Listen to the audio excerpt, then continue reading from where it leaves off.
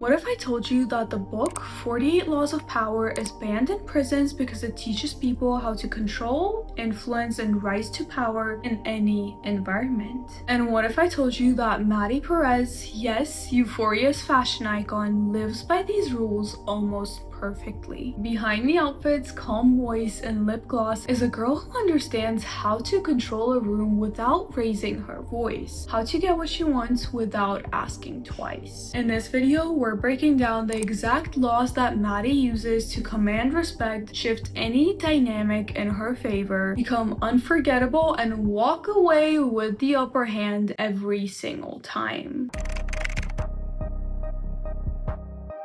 Hi my best friends, and welcome back to my sleepover. It is incredibly hot here and I'm sweating, but I'm super excited for today's video because it is all about the book called 48 Laws of Power and how Maddy Perez uses those rules almost perfectly. Now I'm gonna give a quick disclaimer. I'm not encouraging any behavior, I'm simply analyzing and putting it together in an entertaining and educational way with Maddy Perez. And it's always up to you to think critically about everything that you see and everything that you hear and decide whether you would want to do that for yourself. With that being said, let's get into this video.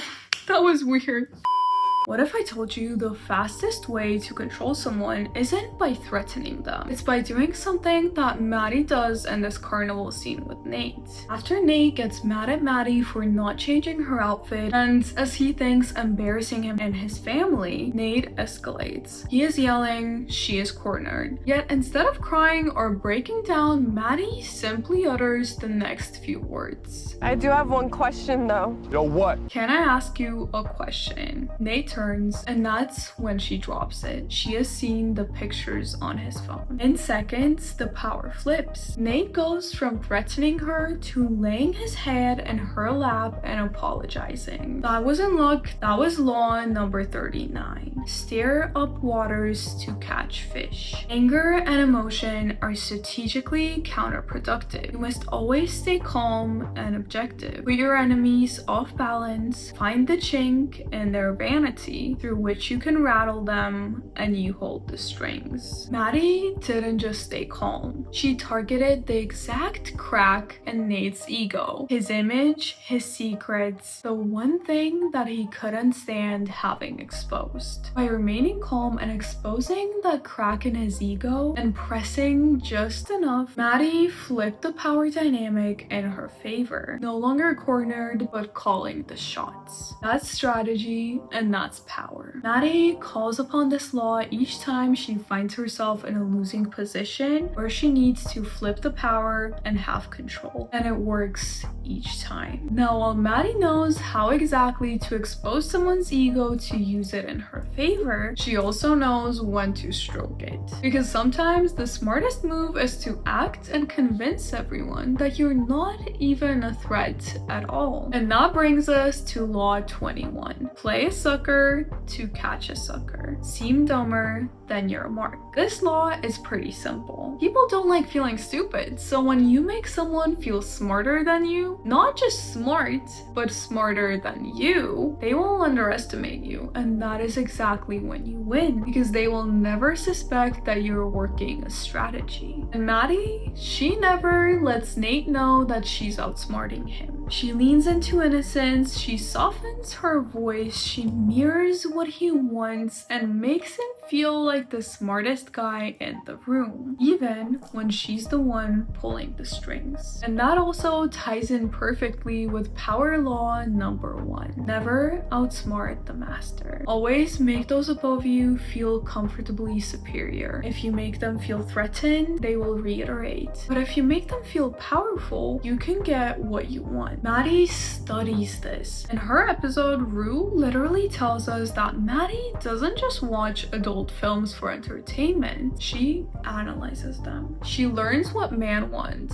how to make Nate feel confident. Because as Rue puts it, she wanted Nate to feel good. Because if you make a guy feel confident and powerful, well, they'll do anything. Expensive restaurants, gifts she mentioned desiring, princess treatment, flowers, it is all hers. She gets what she wants while Nate believes that he's the one in charge. But in reality, it's just Maddy pulling the strings all along. Now, I'm not saying that you should play games in your relationships. Obviously, healthy relationships are built on trust and mutual respect. I'm just spreading the knowledge and making an entertaining analysis. It is up to you to use this knowledge wisely. Okay, but once Maddy makes someone feel powerful, she never does one thing, which is that she never chases them. She uses this next law instead, which is all about doing the opposite. Law number 8, make other people come to you, use bait if necessary. Because the moment that you chase, you give up control. And Maddy, she never runs after power, she attracts it. Let's talk about how she does that. As the law states, when you force other people to act, you are the one in control. It is always better to make the opponent come to you, abandoning his own plans and process. And that is exactly what Maddy does. She doesn't chase Nate. She never begs. Instead, she baits. Think back to episode 1. Maddy wears a soft, romantic pink outfit and shows up to Nate's party. Not to talk to him, but to spend the night with someone else, right in front of his eyes. The result? Nate comes right to her. The same happens at the end of the season, where Maddy dances confidently in front of Nate at prom, looking as dazzling as ever. Nate, who has brought another date,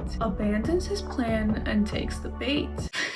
Okay, that kind of rhymed, but that was definitely not intentional. Asking her to dance. And this is not just season 1. We can see the same exact pattern repeating in season 2. Maddy glows, Nate obsesses. She's unbothered, he shows up to her birthday with flowers and a designer gift, desperate to regain her attention. Maddy embodies this with everything she wants. She simply positions herself as the prize and waits for them to take the bait. Because the person who comes to you is already revealing that they want something, and that desire is exactly what puts them in a weaker position. She, on the other hand, she's the one who is being sought out, desired, so she gets to set the terms. And you know what helps her make them come to her every single time? What makes the bait so fail-proof? It is the spectacle. This brings us to 2 complementary laws, which is law number 6, court attention at all costs, and law number 37, create compelling spectacles. Because no one chases what they don't notice, and Maddy never goes unnoticed. Law number 6 states that everything is judged by its appearance. What is unseen counts for nothing. Never let yourself get lost in the crowd or buried in oblivion. Stand out, be conspicuous at all costs. In the show, Maddy knows this instinctively. From her rhinestone makeup to her matching sets, Maddy's style is bold, feminine, and impossible to ignore. She doesn't just get dressed, she makes a statement. Think about the cheerleading scene, or the Halloween scene where Maddy comes dressed as Iris from The Taxi Driver, making a statement, or the purple 2-piece set.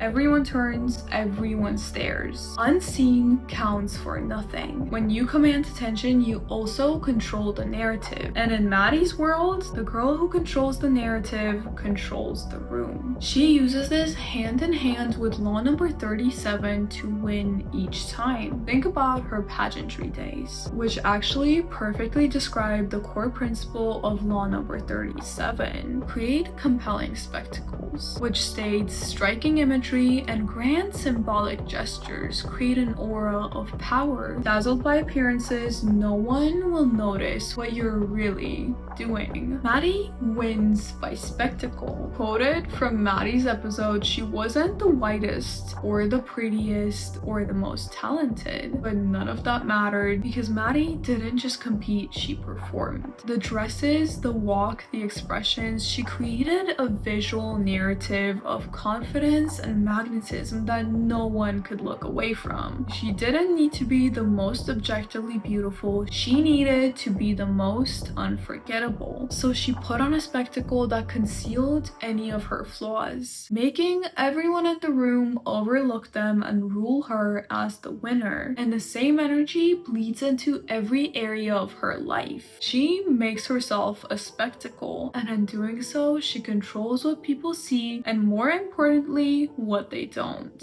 As Lexi says in season 2, I've never met anyone who seemed so sure of themselves. No one ever notices if Maddy feels insecure, even though she does, because they're too busy and dazzled by the spectacles she creates, too stunned to question what lies beneath. And you know what ties it all together and perfectly differentiates Maddy from Cassie? Because spectacles might get you attention, but how you walk, speak, sit, and exist in the spotlight is what determines the treatment that you get. Which brings us to law number 34, a simple truth that all of the it girls we've discussed on this channel already know, like Regina George, Blair Waldorf, and Maddy Perez. Act like a king to be treated like one. Or in our case, act like a queen to be treated like one. Think about it, the key difference between Maddy and Cassie are the way that they're treated in the show. They both get attention, but only one of them controls the outcome of that attention. If you want to be treated like a queen, you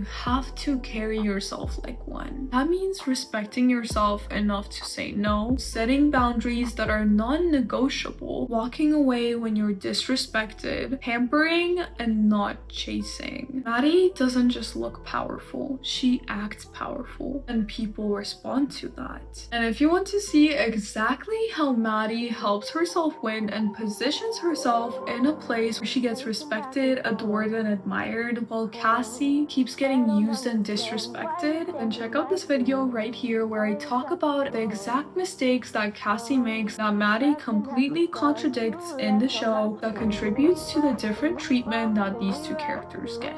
With Maddy winning and being adored, and Cassie moping, crying, and being left behind. Okay, and I love you guys so much, and I'll see you guys in the next one. Bye!